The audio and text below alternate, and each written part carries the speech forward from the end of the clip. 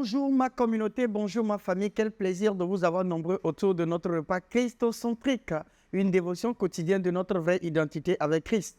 Christ Kossi Aglé est mon nom, je suis votre serviteur. Allons-y directement à la prière.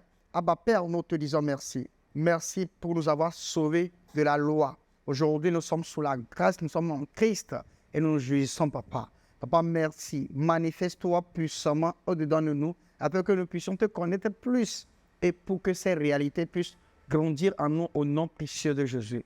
Père, nous te disons merci. Nous glorifions ton nom, nous sanctifions ton nom. Papa, merci pour tout ce que tu ne cesses de faire dans nos vies. Tu as dit l'entrée de ta parole dans la lumière. Papa, vivifie-nous et donne-nous plus de clarté au nom précieux de Jésus. Montre-toi à nous puissamment au nom de Jésus.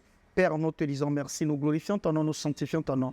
Au nom précieux de Jésus, nous avons prié, nous avons reçu. Amen. Quel plaisir de toujours vous voir autour de ce repas christocentrique. Et comme vous savez bien le faire, je vais vous demander encore une fois de partager les vidéos autour de vous, de partager ça dans vos groupes et inviter vos amis, vos connaissances à connaître ce que nous sommes en train de faire et pour pouvoir aussi les aider. Alléluia. Alors nous continuons toujours dans la série, dans notre série. Alors aujourd'hui, nous allons toujours continuer dans ce sens. La loi et le Christ parlent des hommes. Ils abordent tous les deux des choses différentes sur les hommes par la loi et la connaissance du péché, tandis que Christ est la connaissance de la vie. De plus, ce dernier règle les exigences du premier. Jésus règle l'exigence de la loi. Alléluia. Matthieu 5, verset 17.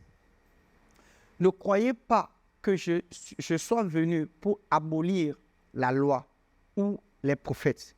Je suis venu non pour abolir, mais pour accomplir. Accomplir ne fera pas référence à l'obéissance à toutes les ordonnances de la loi, mais à satisfaire à ses exigences.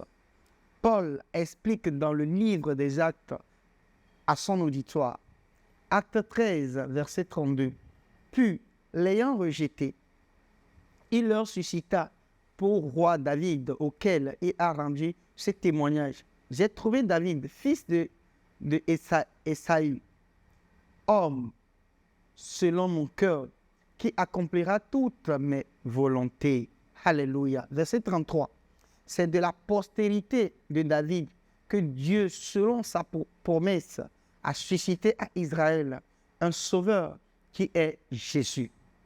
Ainsi, dans les écrits de la loi se trouvait la promesse de Dieu et la promesse de Dieu de résoudre les exigences de la loi. Verset 35, c'est pourquoi il dit encore ailleurs, tu ne permettras pas que ton sein voie la corruption. Verset 37. Mais celui que Dieu a ressuscité n'a pas vu la corruption.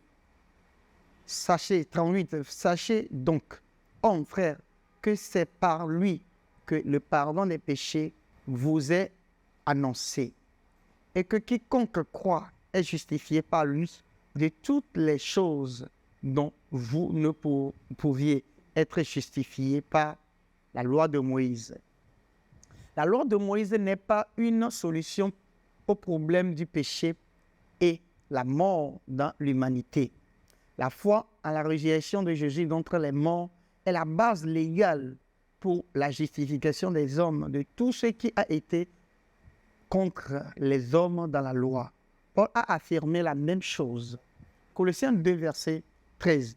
Vous qui étiez morts par vos offenses et par l'incirconcision de votre chair, il vous a rendu à la vie avec lui, en nous faisant grâce pour toutes nos offenses.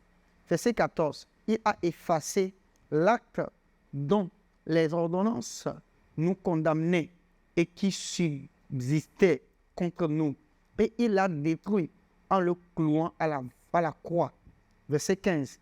Il a dépouillé les dominations et les autorités et les a livrées publiquement en spectacle, en triomphant d'elles par la croix. Par sa mort et sa résurrection, Jésus a rendu la vie accessible à tous les hommes. Alléluia. Ainsi, les hommes reçoivent la même chose par la foi en son évangile.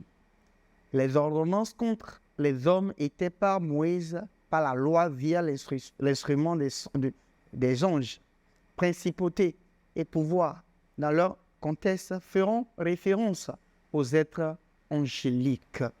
Alléluia. Donc, nous devons savoir que Jésus n'est pas venu pour abolir la loi, mais pour l'accomplir. Autrement dit, satisfaire le besoin de la loi. Satisfaire le besoin de la loi, il a tout fait, parce que par la loi a apporté la mort. Et par la mort maintenant, Jésus nous a sauvés. Alléluia. Donc, vous allez voir, nous voyons aujourd'hui que quoi? Nous ne sommes pas sous la loi. Pourquoi? Parce que tout ce que la loi demandait, Jésus a satisfait cela par sa mort, son ensevelissement et sa résurrection. Voilà pourquoi quand tu es en Christ, toi et la loi, vous êtes vraiment diamétralement opposés. Alléluia. Acte 7, verset 53. Vous qui avez reçu la loi d'après les commandements d'anges et qui ne l'avez point gardée. Alléluia. Je répète, vous qui avez reçu la loi d'après les commandements d'anges et qui ne l'avez point gardée. Donc, on ne pouvait pas garder la loi. Donc, on ne pouvait pas garder la loi. Pourquoi? Parce que la loi était vraiment... Personne ne pouvait. Même Moïse, qui avait donné la loi, n'avait jamais accompli la loi. Alléluia. N'avait jamais respecté cette loi-là. Alors donc, nous devons savoir que la loi n'était pas faite pour le monde entier. La loi était faite juste pour une race donnée qui allait dans une terre promise. Alléluia. Donc, c'est très important de comprendre cela et de savoir qu'aujourd'hui, nous ne sommes pas sous la loi. Et donc, en tant que prédicateur, vous ne pouvez pas vous mettre aujourd'hui à prêcher la loi. Si vous prêchez la loi, ça veut dire que vous n'avez rien compris pour le moment. Je suis désolé de vous le dire, mais beaucoup de personnes que nous pensons aujourd'hui être des grands pasteurs, aujourd'hui, ne sont pas encore en train de prêcher l'évangile de Christ. L'évangile de Christ est tellement différent de ce que les gens prêchent aujourd'hui. L'évangile de Christ, c'est quoi? C'est de prêcher ce que Christ a fait. Sa mort, son ensevelissement, sa résurrection et son ascension. Et quand vous prêchez cela, vous allez voir que sur toutes les pages des Écritures, vous devez sortir Christ dedans. C'est vrai, ce ne sont pas toutes les pages, mais quelque part, quelles que soient les histoires écrites, formulées, ou bien les hypothèses, les paraboles formulées dans la Bible, ça ne parle que d'une seule personne, c'est la personne du Seigneur Jésus-Christ. Et nous devons savoir que cette personne du Seigneur Jésus-Christ, c'est lui le message de l'Écriture. Donc, sans ce message-là, vous n'êtes pas dans le christianisme. Vous pouvez être dans une autre religion, mais vous n'êtes pas dans le christianisme. Et donc, nous devons savoir aussi que la Bible est centrée sur le salut. C'est un livre de salut qui a un seul auteur, c'est l'auteur est la personne du Seigneur Jésus-Christ. C'est très important. Et Jésus-Christ, aujourd'hui, nous a racheté des exigences de la loi et nous a donné la vie éternelle en Christ, la grâce. Alléluia. Alors, répétons ceci ensemble. J'ai la vie promise de Dieu en Christ. Le besoin de la loi pour les hommes morts dans le péché n'est plus. J'ai été vivifié dans la résurrection. Jésus est vivant pour toujours. Alléluia. On répète encore une fois. J'ai la vie promise de Dieu en Christ. Le besoin de la loi pour les hommes morts dans le péché n'est plus. J'ai été vivifié dans la résurrection de Jésus et vivant pour toujours. Alléluia. Donc nous vivons pour toujours aujourd'hui en Christ. Gloire à Dieu. Quel plaisir de le savoir. Merci de m'avoir donné encore l'opportunité de vous servir ce repas ce matin. Et vraiment, je suis très content, très honoré de le faire. Et pour tous ceux qui ont des questions à poser, n'hésitez pas à nous envoyer des messages à travers le numéro qui s'affiche ou le mail qui s'affiche et nous allons vous répondre. Tout en espérant vous voir demain à la même heure sur la même plateforme. N'oubliez pas, je suis Christ aussi Aglé, votre serviteur. Je vous dis, le royaume des cieux est en puissance. Amen. Que Dieu vous bénisse, que la main de Dieu soit sur vous. Passez une très bonne journée. Amen. Hello, I hope you have been blessed by that wonderful message. The Bible says, man shall not live by bread alone, but by every word of God. For you to grow spiritually, you need to hear, study, and meditate on the Word. You need to not only hear, but to also read and see.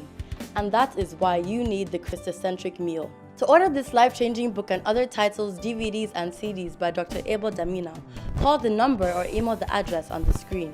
This is a book that reveals to you who you are in Christ, what you have in Christ, and what Christ can do through you. This book interprets and breaks down the Word into daily meals, making it easier for you to understand and study, build up and strengthen your inner man, all the while growing your relationship with God and your confidence as a believer.